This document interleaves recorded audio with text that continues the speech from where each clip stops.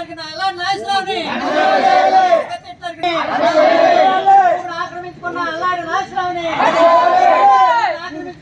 నాశనాన్ని భూమిని అక్రమంగా ఆక్రమించుకున్న నాగేశ్వరరావుని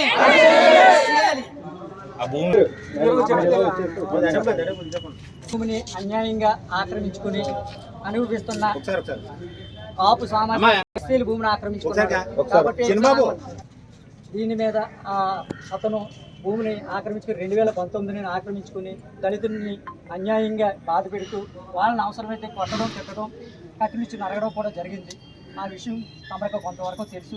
కాబట్టి అతన్ని అరెస్ట్ చేయకుండా ఈ రోజు వరకు కూడా పోలీసు వారు జాప్యం చేస్తూ అతన్ని బయట తిరుగులా చేస్తారు. ఈ రోజుకి రిమైండ్ కానీ అతని మీద ఎస్సీ ఎస్టీ అడ్రస్ కేసు కట్టారే కానీ నమాబుస్కల చట్టాలతో కేసులు కట్టారు. వాళ్ళు సరైన కేసులు కట్టలేదు. కాబట్టి దీని మీద బాధితుడికి న్యాయం చేయాలని కోరుకుంటున్నాం. చేయని పక్షంలో మేము ప్రైవేట్ కేసులు వేస్తాము. ఈ దళితుల తాలూకు భూమి రిప్రజెంటేషన్ గత 4 సంవత్సరాల బట్టి కూడా ఎంఆర్ఓ కార్యాలయానికి ఇస్తున్నప్పటికీ కూడా పూర్తి నిర్లక్ష్యము, అసమర్థత, అసహనత, అంతర్గత లావాదేవీల రీత్యా నిర్లక్ష్యం చేసినటువంటి ధోరణి చాలా బాధాకరమైనటువంటి విషయంగా ఉంది. ఎంఆర్ఓ గారు గత 4 సంవత్సరాలు బట్టి ఈ నిర్లక్ష్యం చేయడం వల్ల జరిగినటువంటి తప్పిదం వల్ల ఈరోజు అతనికి ప్రాణ సంకటంగా దాడులు జరిగాయి, దౌర్జన్యాలు జరిగాయి.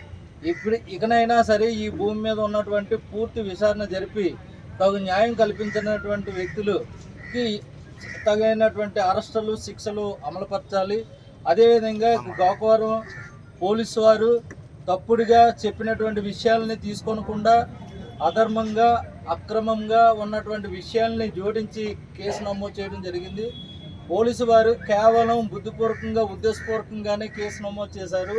అటువంటి తప్పిదాలు కానీ మళ్ళీ రిపీట్ కానీ చేసినట్లయితే పోలీస్ అధికారులను కూడా డిఎస్పీ గారితో సహా సెక్షన్ 4 పిటిషన్ కోర్టులో వేసి వారి మీద కూడా ఎఫ్ఐఆర్ రిజిస్టర్ చేయించే బాధ్యత కలిగి ఉంటారు.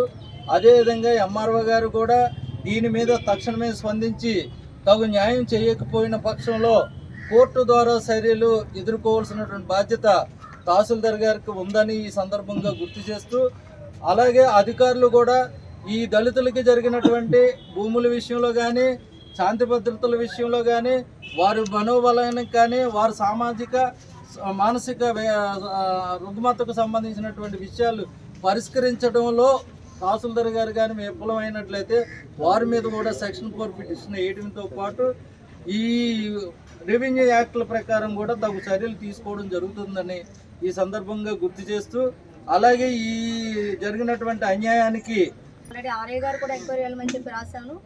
ఏంటంటే ఇప్పుడు ఈ మధ్యకాలంలో కొంచెం ఎమర్జెన్సీ ఉండడం వల్ల వెళ్ళలేదు. పోలీస్ డిపార్ట్మెంట్కి సంబంధించి మాకు సంబంధం లేదు. రెవెన్యూకి ల్యాండ్ ఇష్యూస్ సంబంధించి మేము ఖచ్చితంగా క్లియరెన్స్ ఇస్తాము.